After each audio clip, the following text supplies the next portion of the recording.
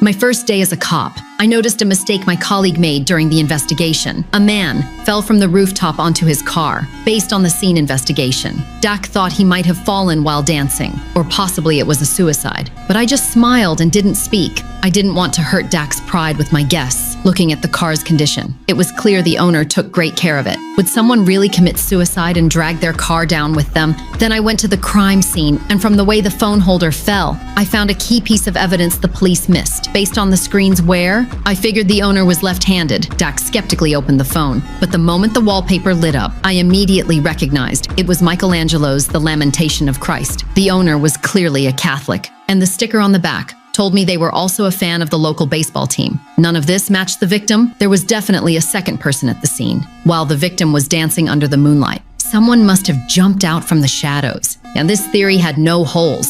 Next, they just had to find the second person who was on the rooftop last night. When I went to the hospital to check on the victim, his friends happened to be in the hallway. I quickly picked out 2 left-handed people and 1 Catholic wearing a pendant. The most telling clue was the tattoo on one man. It clearly showed the stitching of a baseball. Dak immediately brought him in for questioning, but just like all the other suspects, this man named Ron denied everything. He claimed he and the victim were like brothers. There was no reason for him to push him off the roof. I couldn't help but shout from the outside, "Why are we talking so much nonsense? You just show the phone and prove Ron was on the rooftop last night." Faced with the hard evidence, the man finally admitted it, but still denied pushing the victim. He said they were practicing dance when suddenly a shadow appeared and pushed his friend. There was no proof for that statement, so the police didn't buy it. The surveillance only caught the car entering the alley. It couldn't prove how many people were at the scene. I looked at the pile of files in my hands, and my mind started racing. Just when everyone thought there was no third party, I came up with a different theory. But before sharing it,